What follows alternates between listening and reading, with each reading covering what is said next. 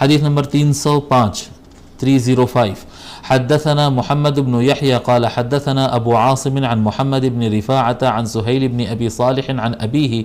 عن ابي هريرة رضي الله عنه ان النبي صلى الله عليه واله وسلم قال تعرض الاعمال يوم الاثنين والخميس۔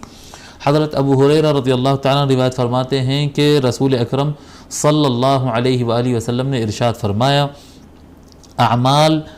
جمعرات اور پیر، منڈے اور تھرسڈے، دوشنبہ کہتے ہیں، دوشنبہ پیر، ہمارے یہاں دکن میں پیر کہتے ہیں، پتہ نہیں اور علاقوں میں شاید سوموار کہتے ہوں گے، سوموار۔